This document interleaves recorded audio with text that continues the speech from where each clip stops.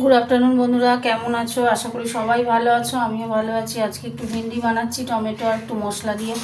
চলো দেখতে থাকো কেমন করে বানাই, রান্না করছি। আর আগেও বানিয়েছি, এক এক রকম এক একভাবে করছি। চলো রান্নায় ফিরে যাই।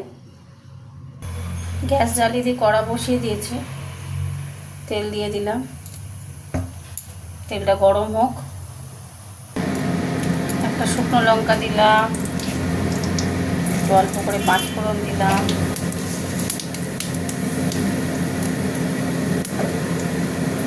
পাঁচফোড়নটা একটু গরম হোক। এবার দিয়ে দিচ্ছি টমেটো।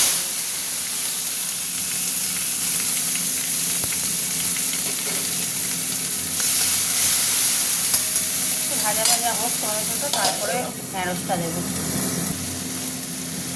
টমেটো নরম হয়ে গেছে, ঢ্যাঁড়সটা দিয়ে দিলাম। গোটা গোটা ঢ্যাঁড়স। এতে একটু নুন দিয়ে দেবো একেবারে, না নুনটা ঢ্যাঁড়সের মধ্যে যাবে তো, অল্প করে একটু নুন দিয়ে দিলাম।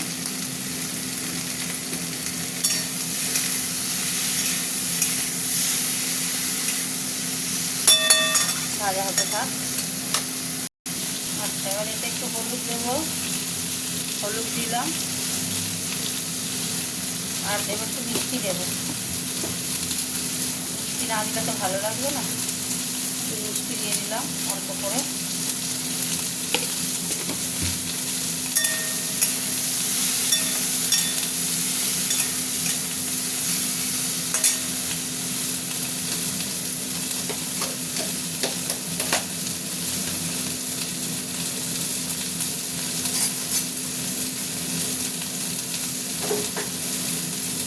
আচ্ছা, এবার দিয়ে দেবো এই যে আদা, জিরে আর টমেটো, কাঁচা লঙ্কা বাটা। এই মশলাটা একটু দিয়ে দিলাম, আর একটু হালকা জল দিয়ে একটু কষবো।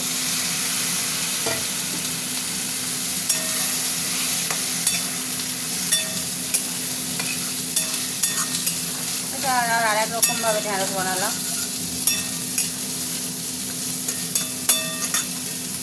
কমানো থাক, আস্তে আস্তে হোক। এই দেখো বন্ধুরা, জল দিইনি, জল ছাড়া এরম ভাপে ভাপে বেরিয়েছে। ওই যে মশলাটা দিয়েছিলাম না, ওই মশলাটা দিয়ে দেখে নিন। একদম পারফেক্ট মিষ্টি, এত সুন্দর সেন্ট একটা বেরিয়েছে, দারুণ। আর একটু পরেই নামিয়ে দেবো, হতে থাক। দেখো বন্ধুরা, হয়ে গেছে। এবার আমি গ্যাস অফ করে দেবো। এরকম গ্রেভি গ্রেভি থাকবে। অনেক রকমের রান্না করা যায়। এই ঢ্যাঁড়স করে ফেললাম, চলো চাপা দিয়ে দিই। আর এদিকে এখানে হয়নি, এখানে এই যে এদিকে পটল ভাজছি, পটল ভাজা হচ্ছে।